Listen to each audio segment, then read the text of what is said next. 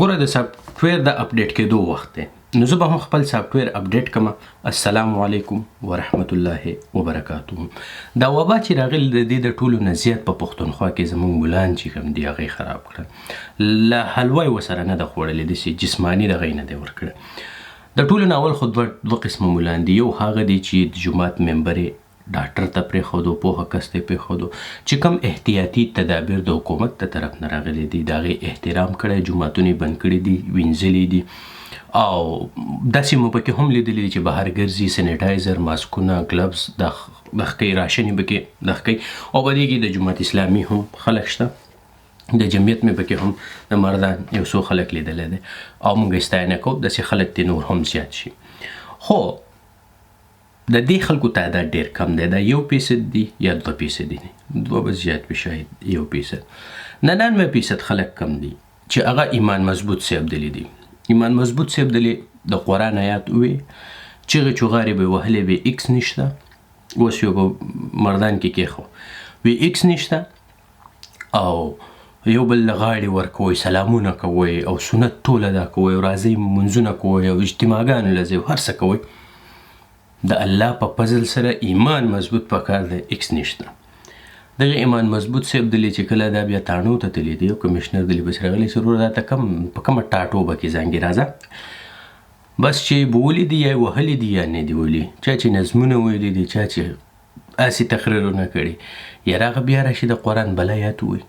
مخکې به یو شانتې وي آیات وي، ترجمه به کول، اوس د قرآن د بل ځای نه بل آیات وایي، ترجمه وکړي، حدیث بیان کړي او وایي وروره دا وبا ده، د دې احتیاط کول پکار دی او موږ د دې کمیشنر صاحب سره یو، موږ د دې سره یو تعاون به کوو. نو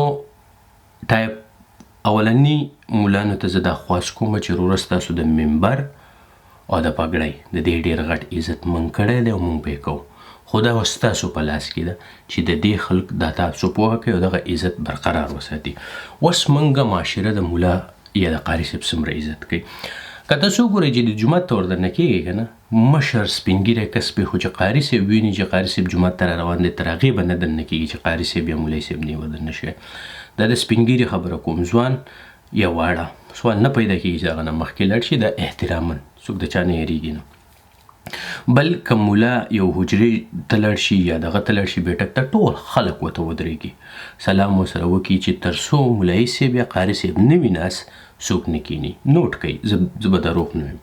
که ګاډي ته راوخیږي هم ورته خلک صاحب پرېږدي، مولوي صاحب راشه دلته کښېنه.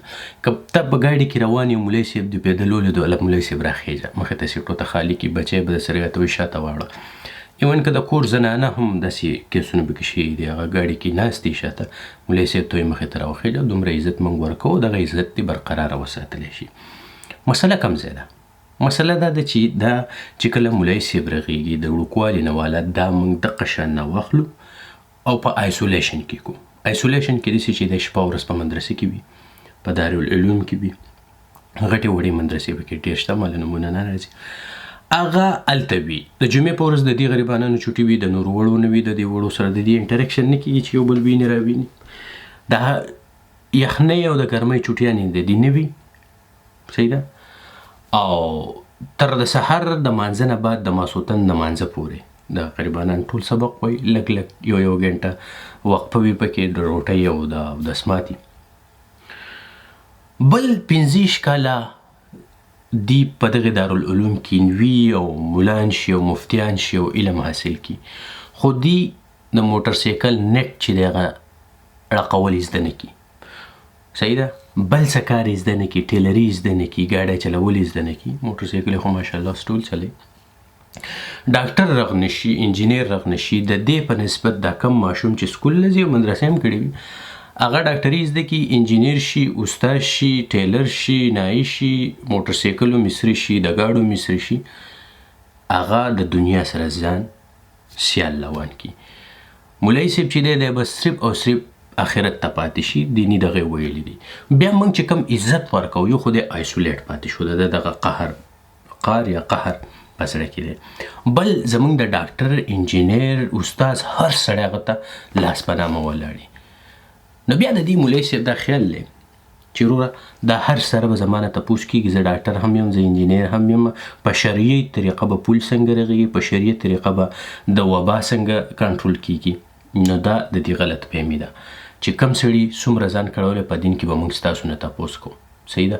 زه یو نرس یم، د نرس څه کار دی دا به زه تاته وایم، د ډاکټر څه کار دی دا به ډاکټر تاته وایي که نه. نو ستاسو خو سافټویر یې اپډیټ شوې، په دې باندې موږ ته ډېر زیات افسوس دی چې تاسو په دې کې قرآن مجید دروغجن کو. اوس په راشو یو بل جاهل ده چې دا یوټیوبر هم ځان ته وایي، صحافي خو نه دی، ځکه چې الحمدلله 2-3 کاله مخکې د خیبر نه زموږ ملګرو وخت کې زه پکې هم. اوس قصه داسې وشوه چې هغه هم دغه شان جاهلتوب کوي. یو خو امچور آډینس هغه راوستی دي، هغه که جاړي هم د هغه آډینس ورسره جاړي په یوټیوب باندې، او که دغه وي که خاندي هم ورسره خلک خاندي، تپوس څوک نشته. اول ورځ چې دا چل وکړو نو د ټول نه مخکې زموږ ملګرو چل وکړو. موږ خو جنرال پټرولیم چې کوم د سپانسرز دی پښتون ټیم د دې سره رابطه وکړه، خو د موږ د ایمیلو جواب لا موږ ته نه دی میلاو شوی. هر ټلیفون ورته موږ وکړو، خو موږ ورسره دغه خبره کوله چې یاره تاسو د دې سړي د کانټینټ کتلی دي که نه، چې تاسو دله دغه ورکوئ. دا خو وروره په تاڼه کې ولاړ دی، د دې وشتو د دې وشتو په دې باندې تاسو خپل اډورټایزمنټ کوئ. دا هر سره ورته موږ لیکلي دي او وینا مو ورته کړې ده، خو چې کله هم د حالات سیټ شي راشي سره به بیا خبرې کوو، ځکه چې موږ د پېښور کمیشنر صاحب چې دی صحیح نه دی، د سافټویر یې صحیح نه دی اپډیټ کړی. السعودیه واشنګ پاوډر والا دي، هغو سره هم موږ رابطه کړې ده، هغو به هم خپل څه جواب راکړي.